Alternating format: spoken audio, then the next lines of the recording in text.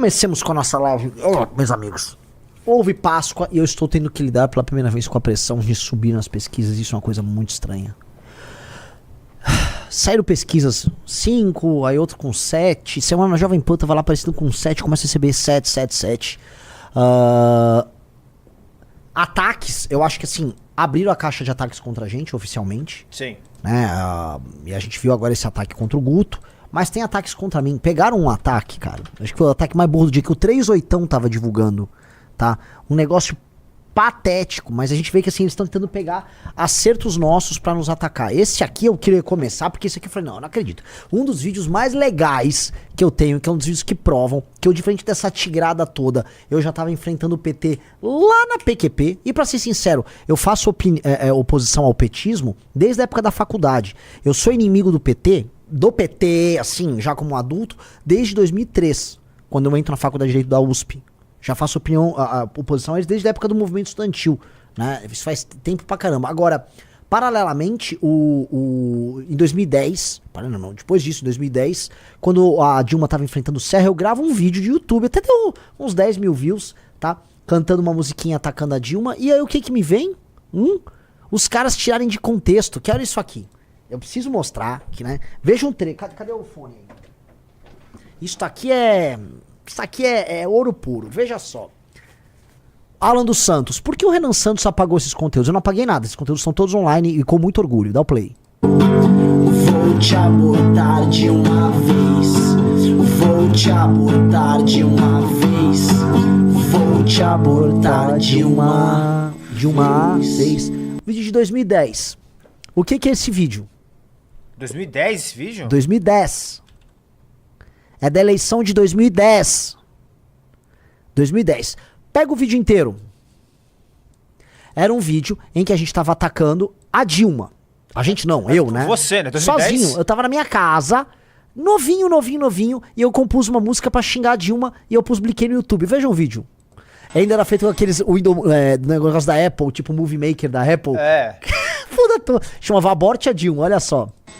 Dilma, tu é filha de uma história não contada, de uma guerrilheira antiga pra uma nova candidata. Dilma, tua ficha é mais suja que um lixão. Teu partido é o Zé de seu sobrenome mensalão. Puta música, tá? Dilma, quando jovem, era muito arteira. Estourava bomba, mamãe, vou ser guerrilheira. Dilma, seu partido apoia o Tiririca. Sarney, Fernando Collor, Erenice é sua ministra. O presidente Lula achar que manda no povão pra enfiar essa merda goela abaixo da nação. Desculpa, presidente, terei que dizer não. Eu vou abortar a Dilma no dia da eleição, pois eu vou te abortar de uma vez. Vou te abortar de uma vez. Vou te abortar de uma vez. E por que isso? Eu te mandei uma notícia aí, né? Ixi, pera. O quê? Eu preciso achar a notícia agora. Difícil, Me perdi. Vamos Cadê? lá, é difícil. Vou lá no Junito, vamos lá. Me manda de novo aí que eu me perdi. Não mandei, aqui. riso. É difícil, tô trabalhando aqui com amadores, cara. Caramba, velho, calma lá, Tá em meu. que grupo, Riso? Em que grupo que vocês tinham me mandado isso hoje? Então, é isso que eu tava tentando achar agora. Que o web WhatsApp, quando eu logo aqui, ele demora pra carregar as coisas. Ah, é difícil, eu não consigo, eu não aguento mais trabalhar com amador. Vai lá, se é pra eu botar assim, ó. Então bota, eleições 2010, Dilma, aborto, Serra. Eleições 2010, Dilma.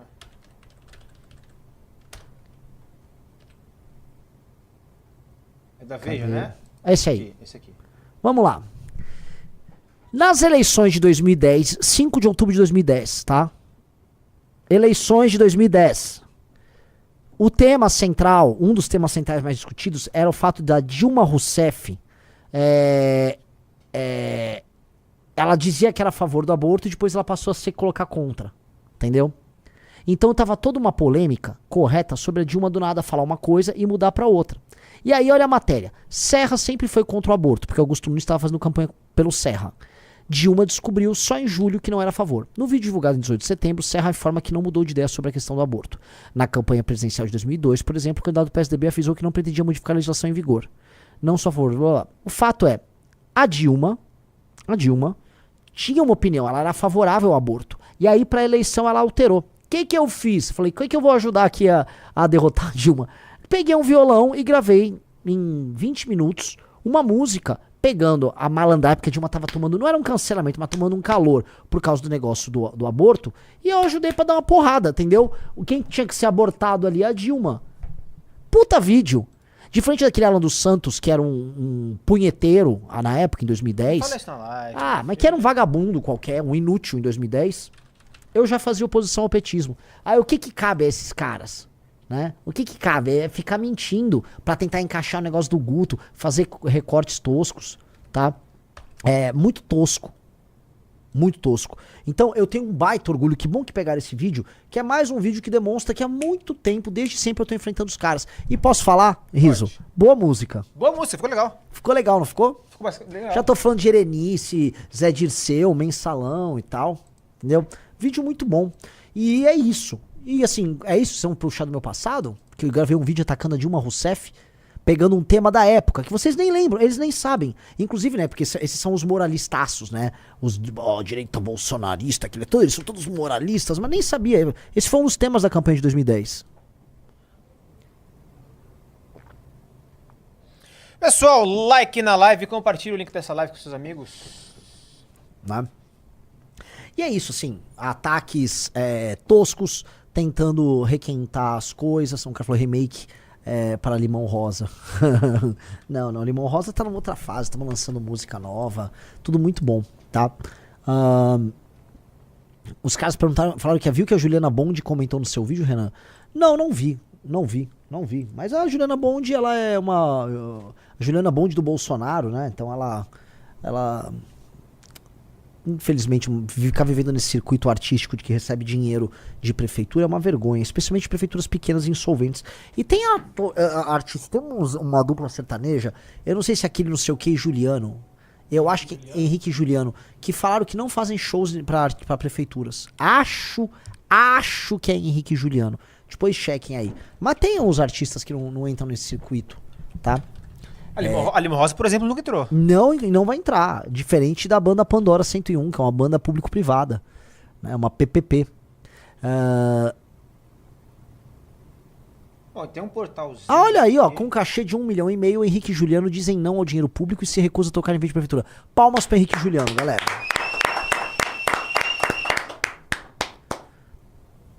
É isso. Pois é, meus queridos amigos. Mas então, assim, nós entramos de fato no circuito, tá? As pesquisas nos colocaram aí com 7%, outras com 5%, mas o fato é o seguinte, a trajetória de subida é muito grande. A minha pré-candidatura, de alguma maneira, por mais que ela seja a pré-candidatura mais pobre, por mais que seja uma pré-candidatura, assim, de um partido novato, ela é referendada, inclusive, por uma estatística que saiu também, foi divulgada na CNN ou na Jovem Pan, eu sempre confundo as duas, que mostrava que a gente é o 4º partido favorito dos brasileiros. A Juliana do Bonde falou, que honra.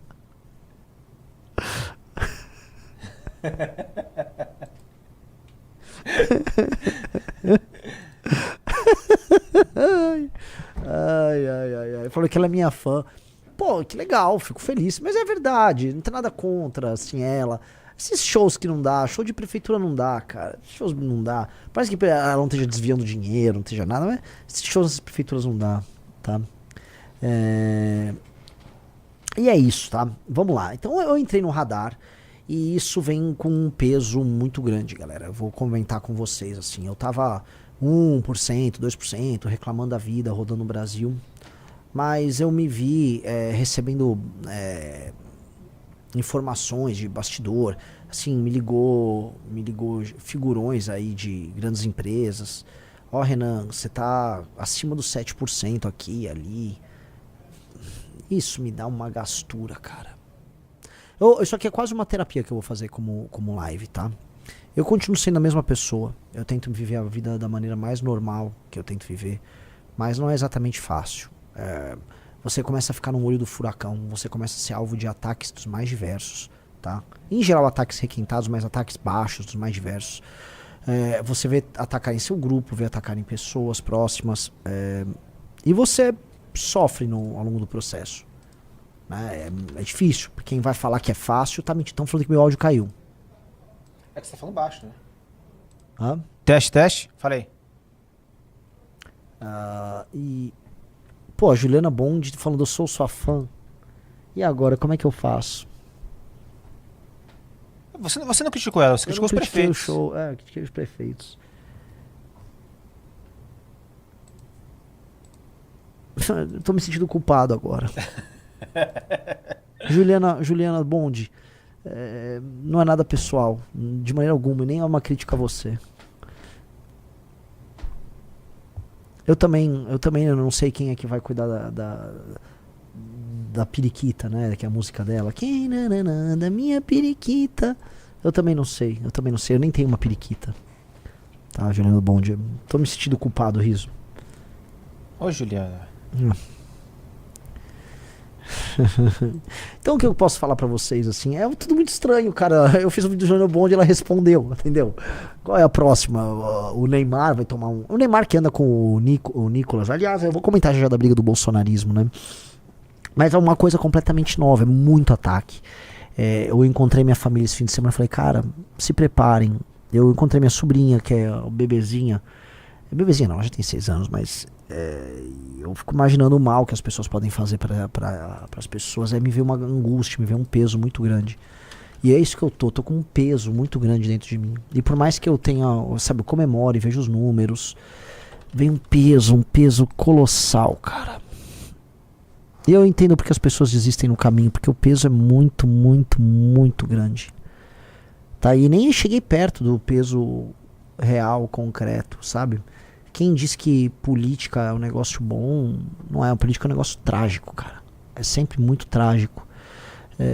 Eu volto pra falar pra vocês. Eu acho que eu tendo a continuar subindo aí nas pesquisas, mas não é só, não é bom, é esquisito. Eu falo pra vocês, cara. Eu falo de quem tá aqui nesse jogo, do outro lado, aqui da telinha, né? Do outro lado da telinha.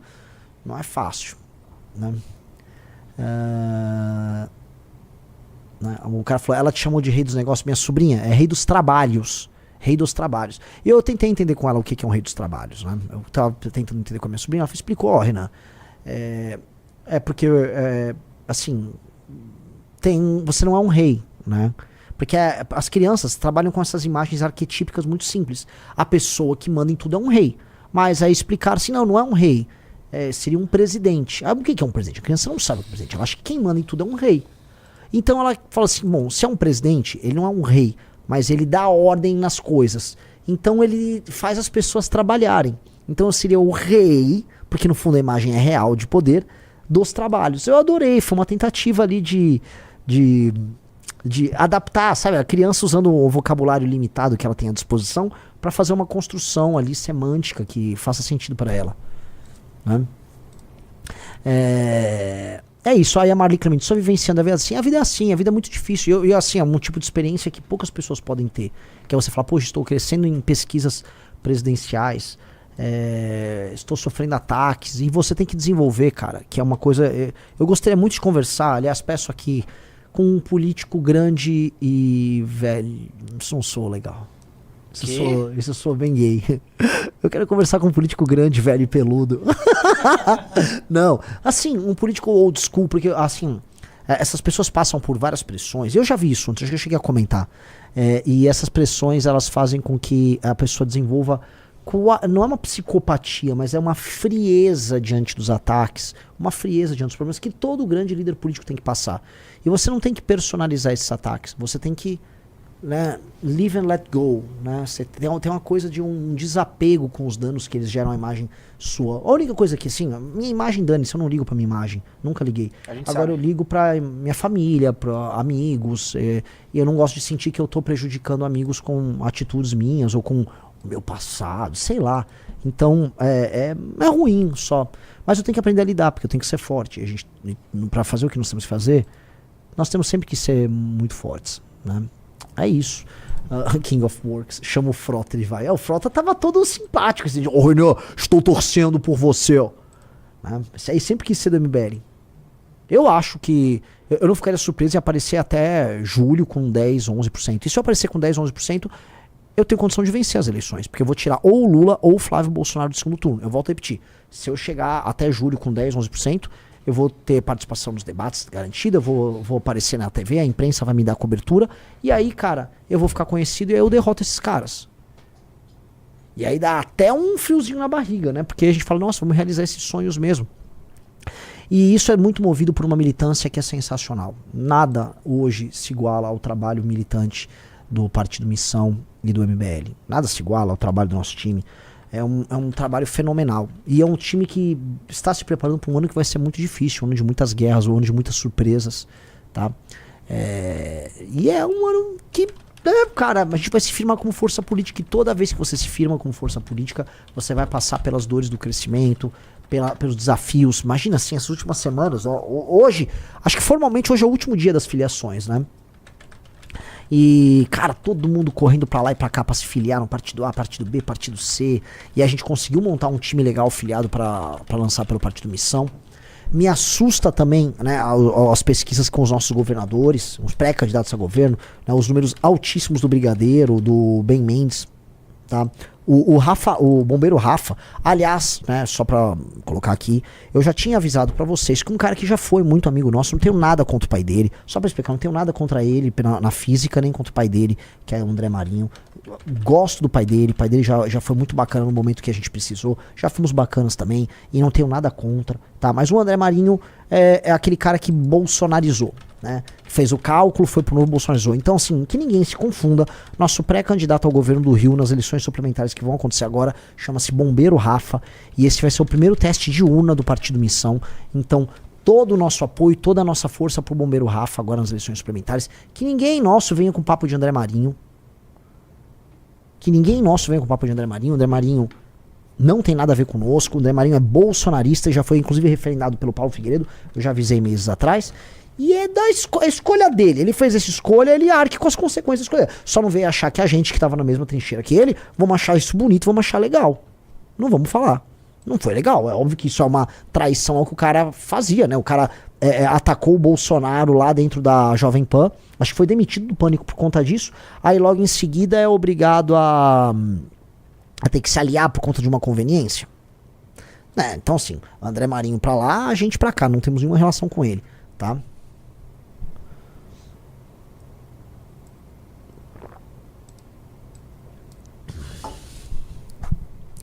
E estamos preparando as nossas pré-candidaturas ao governo, tá todo mundo subindo na pesquisa. França apareceu muito bem, França apareceu com 3.3 no Paraná. 3.3 pro França, 5.7 pro Brigadeiro em Santa Catarina. Ben Mendes tem pesquisa que ele bate mais de 5% já em Minas Gerais. Rapaz. Aqui, ó, é o índice para segundo voto. Né? Para vocês entenderem, quando você pergunta qual é o segundo voto que vocês têm. Cara, o Ben Mendes já tá tecnicamente empatado. Ele tá empatado com o Rodrigo Pacheco, que é do PSD, foi presidente do Senado. E como segundo voto ele tá na frente do Matheus Simões e do Gabriel Azevedo. Gabriel Azevedo foi presidente da Câmara de Vereadores de Belo Horizonte, foi candidato a prefeito de Belo Horizonte. E o Matheus Simões é o atual governador de Minas. Né?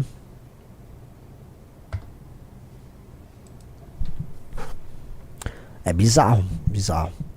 Então, eu fico muito feliz porque foram várias escolhas de pessoas, de várias lideranças que se juntaram ao nosso grupo, tá? E aí, cara, o que vocês olham para cenário de Brasil? Há um derretimento claro, oriundo do governo Lula. O governo Lula não tá passando por um momento bom. O Lula voltou a fazer aparições públicas e o Sidônio tá participando dessas aparições públicas e não tá indo bem. Eu até gravei um vídeo, até foi bem o vídeo, passou de 500 mil de views, né? É um vídeo em que eu tratava ali de uma ida dele num desses eventos em que uma mulher cobrou o emprego dele. Ele ficou falando de emprego de maneira genérica, falou de Pix, ficava lá o Sidônio soprando do Pix. Tá uma situação ruim. E aí finalmente estão começando a falar em substituir o Lula. E caso o Lula não se mostre viável, ele ser substituído pelo Haddad nas eleições. E paralelamente o Haddad já está em campanha para o governo do estado de São Paulo, produzindo muito conteúdo. Eu tomei o cuidado de checar se o conteúdo que ele está produzindo é local ou nacional. E eu reparei que o conteúdo que ele está produzindo é um conteúdo essencialmente paulista. Portanto, ele está focado ainda no governo de São Paulo, mas eu tendo a crer que há uma chance bem concreta do Haddad concorrer à presidência da República, tá? O que vai determinar se será o Lula ou será o Haddad? Vai vir uma batelada de ataques contra o Flávio Bolsonaro, ataques que não são apenas midiáticos, mas ataques jurídicos, tá? Vai estourar muita coisa, e não é que ai, tadinho do Flávio, foi alvo do ataque do PT. Não. Ataques reais, oriundos de um problema real. E eles vão ver. Se o Flávio cai, eles substituem, eles mantêm o Lula. Se o Flávio não cai, eles substituem. Mas agora tem esse novo elemento, que é o Renan. Né? Sou eu, no caso. Que estou num processo de subida. Se manter essa curva de subida, assim, rapidamente eu vou alcançar os 10%. E aí surgiram agora novas candidaturas. Então colocaram o Cabo Daciolo no pleito, né? Eu não sei se colocaram, ou se os partidos só querem colocar alguém na mesa para poder pleitear alguma coisa, ou se só querem lançar eles, e botaram o Augusto Cury, que é um escritor acho que de autoajuda, um best-seller aí, tem muitos seguidores nas redes sociais, não conheço nada do que seria a plataforma dele, então não vou falar nem bem nem mal, tá? O Daciolo, mesma coisa, então, foi um personagem folclórico na eleição de 2018, mas eu acho que isso irá sim nos atrapalhar nas próximas pesquisas, porque nesse voto, né, pelo novo, por alguém que pinte, você, né, acaba dispersando. Então, por mais que eu acho que o Zema vai deixar de ser candidato, e por mais que eu acho que o Caiado não dura com essa candidatura, esses outros nomes aparecem para você ficar dissipando vamos dizer, a vontade do eleitor. É do jogo, não vou ficar aqui reclamando de nada, tá? Prosseguindo. Então esse é o cenário que a gente tá construindo, tá? Um cenário que envolve novos players. É um cenário que vai envolver também a construção de plataformas alternativas ao bolsonarismo e ao lulismo. E nesse cenário de plataformas alternativas a gente é de longe a que está mais bem desenvolvida, simplesmente porque a gente se propõe a fazer isso. Eu não sei se enfim, não dá pra falar que os partidos lá do Daciolo, etc, estão fazendo isso, mas dá pra falar que é o jogo como é que tá.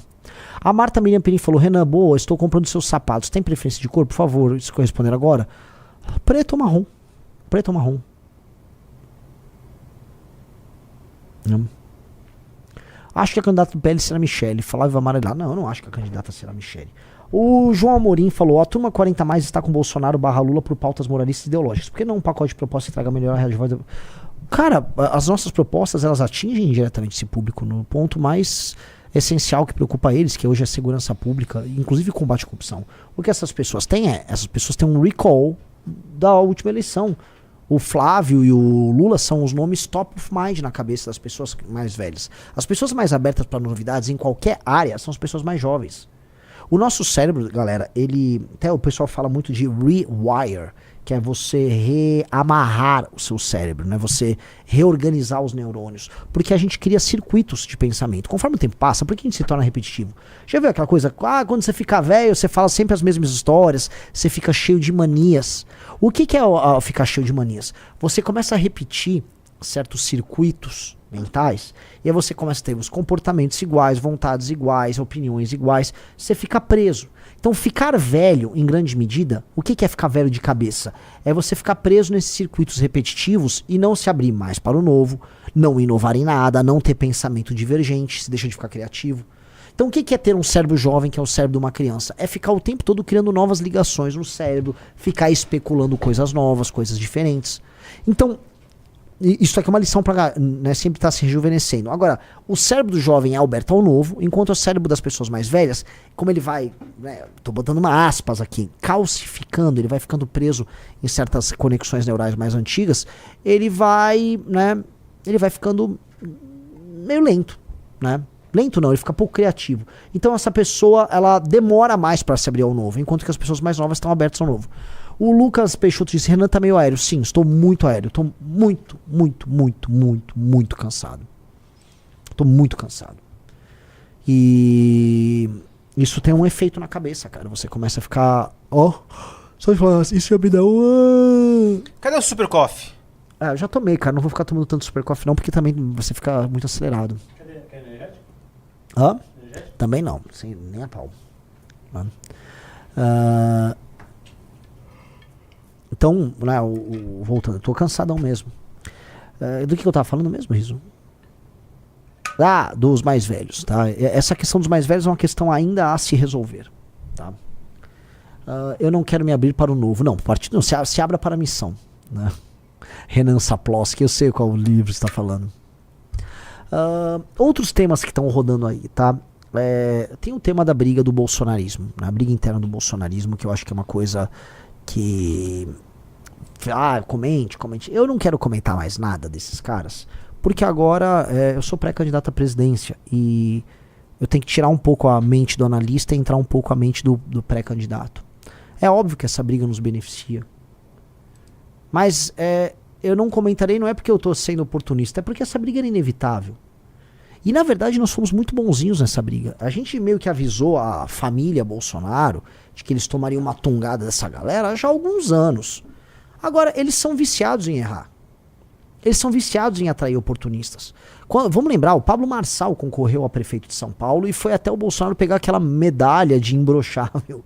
Ou seja, os caras premiam, eles dão certificados de idoneidade bolsonarista pros caras que vão apunhalar eles. Mesma coisa com a turma do Nicolas, etc. É óbvio que os caras estão fazendo isso. E ainda vira uma coisa muito ruim, que é os caras não conseguirem sequer reagir. Então o Eduardo tentou reagir lá, o Nicolas, e aí ele toma bronca do Rodrigo Constantino. Então fica uma... Mas assim, isso é inevitável. O que a turma do Nicolas gostaria, no fundo, é que o Flávio não ganhasse a eleição. Se o Flávio ganhar a eleição, eles vão ficar amarrados ali. Eles gostariam que o Flávio não ganhasse a eleição, que aí a família fosse substituída e aí novas lideranças surgissem. É isso. E eles iam só fingir que nada tá acontecendo. É que tá no cenário também, Renan. Se o Flávio perde a eleição, o nicolismo assume o bolsonarismo. Sim. Se o Flávio ganha a eleição, o Flávio vai pra cima deles. É lógico. É uma guerra inevitável. A guerra só se tornou também inevitável porque permitiram dentro da família Bolsonaro que o Nicolas chegasse a um tamanho que chegou fazendo o que ele faz ali dentro. Sim. A gente tira as pessoas. O cara que quer bolsonarizar, o cara sai fora. Ou não aguenta ficar aqui dentro. Ou trai a gente, como tantos fazem. Entendeu? Mas o nosso grupo político é um grupo coeso. E eis um problema no bolsonarismo. A gente não está passando por conflitos internos aqui. A gente lida com as nossas crises até de maneira bastante pública, de maneira bastante sincera. Como é o caso aí do Guto, que eu tenho certeza que todos vocês aí que estão nos assistindo querem que eu fale desse assunto. Tem superchats e tal, o Arthur abordou. E óbvio que eu não vou me furtar de abordar esse assunto, porque é um assunto muito chato, que a gente tem que lidar com porta-vozes, com pré-candidatos. É um negócio extremamente chato mesmo, é um negócio desagradável e que me fez muito mal nos últimos dias. Me fez mal pra caramba, não nego, não vou ficar fingindo que eu sou de aço e tal. É um assunto que me deixou chateado mesmo, não vou negar. Mas, o grupo em si, ele é coeso. Ele é verdadeiro e ele é coeso no trato. E a gente vai ser verdadeiro e ser coeso e vai tentar resolver as coisas sempre da maneira mais inteligente, mais justa possível. Mas definitivamente esse aqui não é um caso fácil. Não é um caso fácil, tá? O cara falou, Renan é um Lula com diploma. É a mesma retórica. Eu não entendi. Você tá querendo dizer que eu tenho a retórica do Lula? Eu não achei a retórica do Lula grande coisa. E eu também não tenho diploma. Então o exemplo é muito ruim. O seu exemplo é péssimo, cara. Né? Cobra se mordendo, tudo igual, e ambos tiveram que ferrar o outro. Exato, a briga ali já é uma briga, feia, tá? Já foi resolvido, nem precisa falar se não quiser sobre o caso do Guto. Não, eu acho que eu tenho que falar sobre o caso do Guto de qualquer forma, que eu tenho mais ou menos 1 hora de live pra fazer aqui, e eu não vou me furtar. Eu vou trazer o que eu sinto desse caso do Guto de maneira muito, muito sincera. Eu fiquei muito triste com o que aconteceu. Eu fiquei muito triste. Primeiro por, sabe, aquela coisa do ser o último a saber. Né? A gente soube, quando teve o vazamento lá do Brasil de Fato, a gente soube da extensão do problema. E a gente sabia que o Guto tinha uma filha, mas aí a gente ficou impactado pelo problema em si. Né?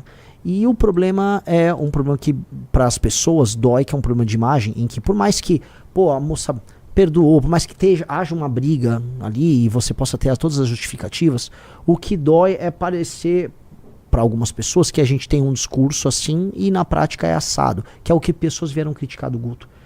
E por mais que o Guto seja um político brilhante, um grande deputado estadual, uma liderança, isso não foi uma história boa para ele. Até porque o Guto tem uma coisa que é um elemento que talvez ele não tenha se tocado, e eu conversei isso com ele. O Guto é um exemplo para milhões de jovens mais pobres. E ele sabe disso. Veja, o Guto, ele é existe a figura do negro de direita, que é uma figura meio triste, né? Que em geral o negro de direita é sempre um político negro puxa-saco de algum outro político, em geral branco. O Guto nunca foi isso. Eu sou o negão do Bolsonaro, igual tem o índio do Bolsonaro. O Guto, ele mostra o sucesso e a potência do jovem negro, vindo ou não da periferia. A capacidade de pensar, a capacidade de agir. Um cara que é a favor da lei e ordem. E ele é exemplo para milhões de jovens. Ele é exemplo para milhões de jovens. Isso precisa ser colocado. E aí quando ele mostra que é possível ser um menino negro de sucesso, o que ele espelha para esses jovens? Pô, tá aqui. O Guto é um cara que cresceu, não é um MC. Que, não, pô. É um cara estudioso, debate com qualquer um. Se posiciona bem sobre qualquer tema. É altamente eficiente naquilo que ele faz.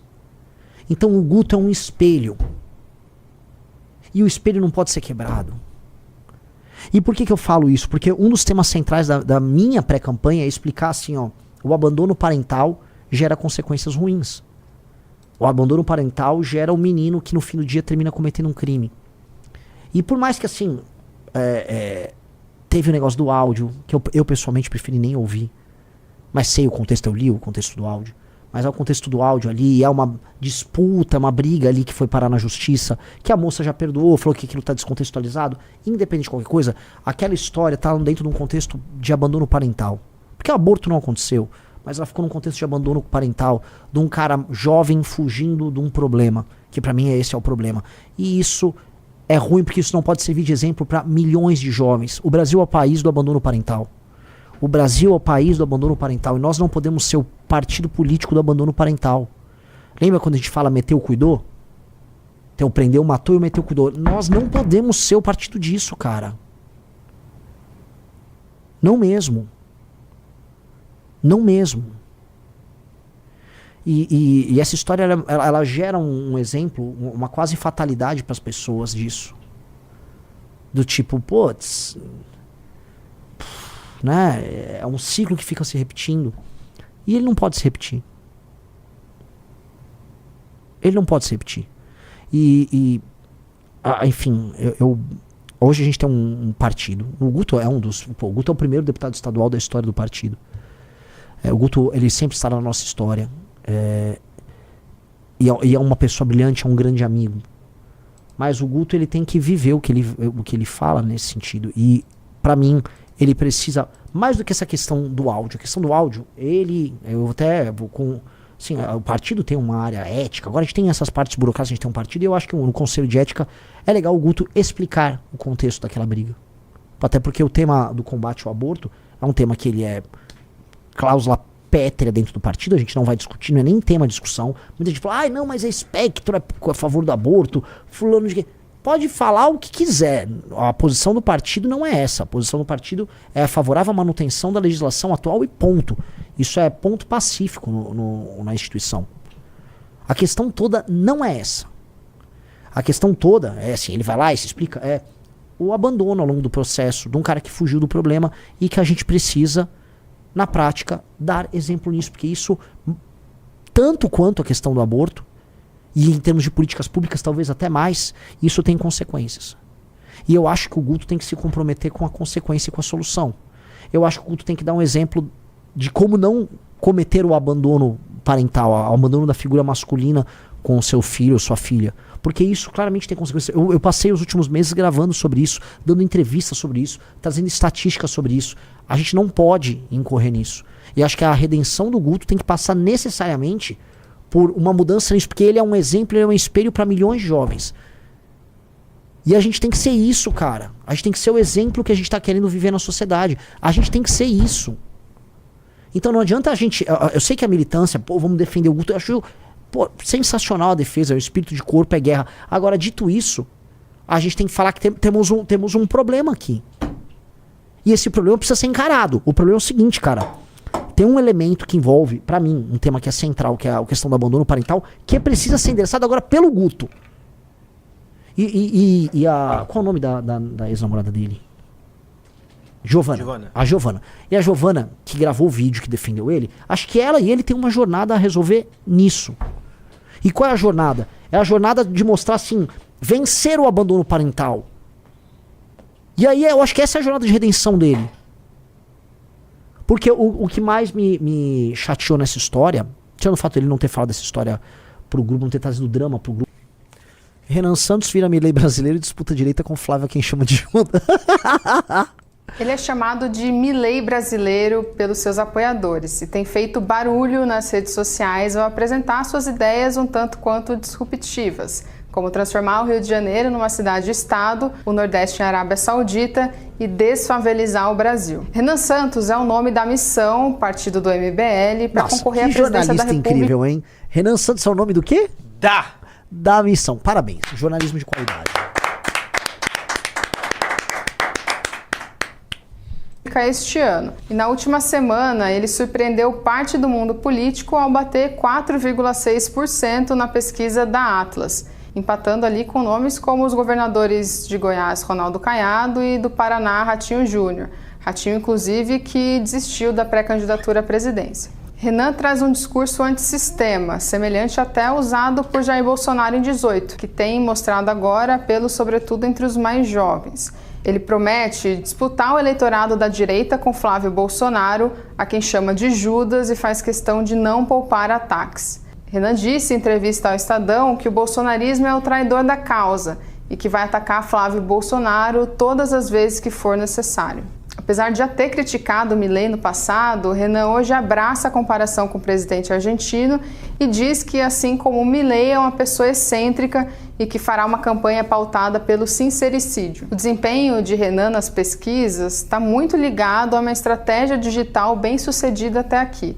Um levantamento da Pesata mostra que há meses ele figura entre os pré-candidatos mais citados nas redes sociais, atrás somente de Lula e Flávio Bolsonaro, que lideram as pesquisas eleitorais até aqui. Os desafios de Renan nessa corrida eleitoral não são poucos. Segundo especialistas, o espaço para crescimento de uma candidatura alternativa a Lula e Bolsonaro é muito estreito, e o discurso antissistema foi cooptado em partes pelo bolsonarismo. O Renan ainda tem outros empecilhos, como o desconhecimento alto, a falta de experiência no executivo e o fato dele estar hoje num partido que foi criado no ano passado e ainda é desconhecido também de boa parte dos brasileiros.